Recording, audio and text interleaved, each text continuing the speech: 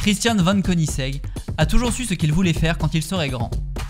Comme tous les enfants, il avait un grand rêve, mais il ne voulait pas être astronaute ou rockstar ou athlète professionnel, il voulait construire des voitures et conduire vraiment très vite. Ensuite, il s'est accroché à ce rêve et n'a jamais abandonné.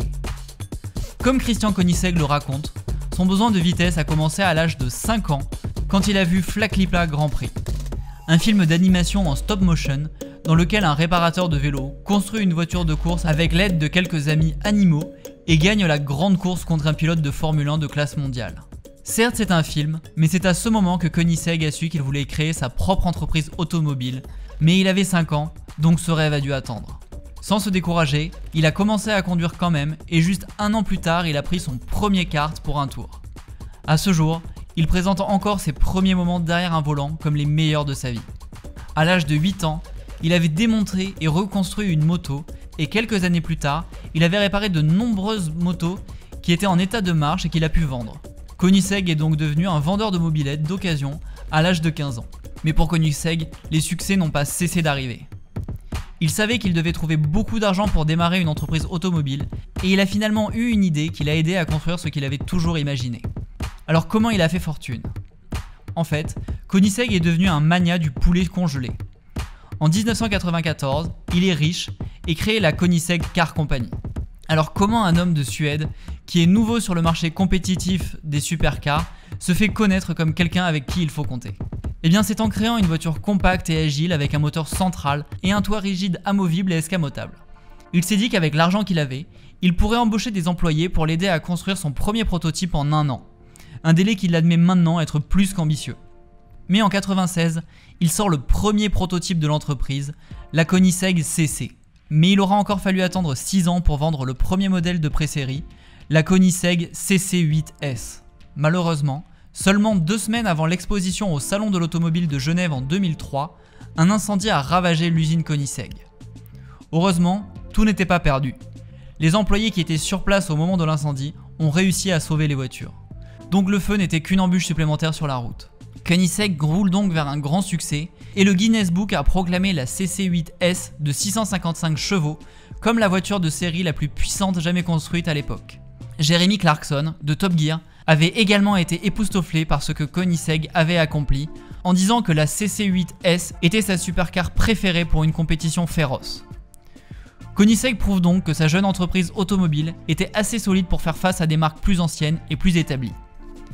De 2004 à 2006, la société a produit la CCR, dont le design de la carrosserie a été amélioré. Le moteur suralimenté de la CCR surpassait celui de la CC8S avec une puissance impressionnante de 806 chevaux.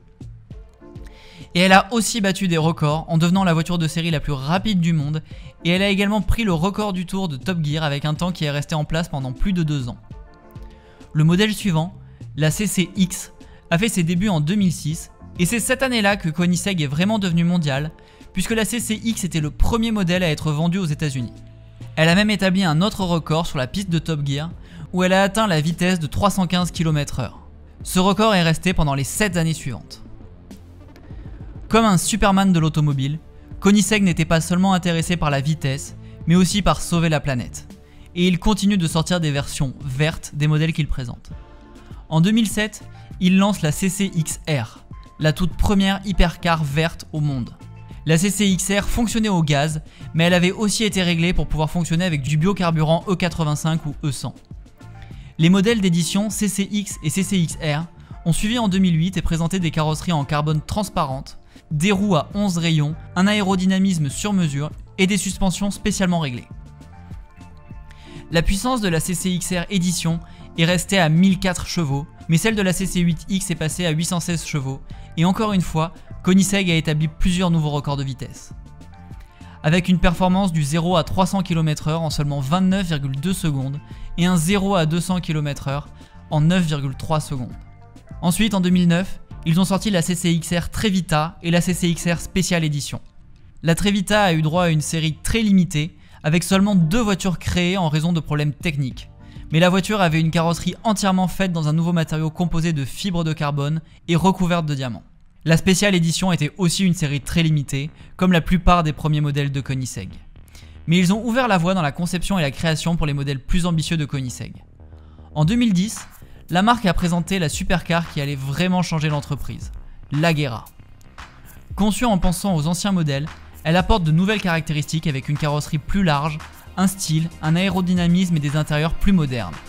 L'Agera était tout ce que Christian imaginait que sa Koenigsegg pouvait être, mais étant le génie de l'entrepreneuriat qu'il était, il savait qu'il pouvait faire quelque chose de mieux. En 2014, Koenigsegg sort donc la One One. C'est la voiture de série la plus exclusive jamais imaginée dans l'industrie. La One One avait un rapport poids-puissance de 1 pour 1.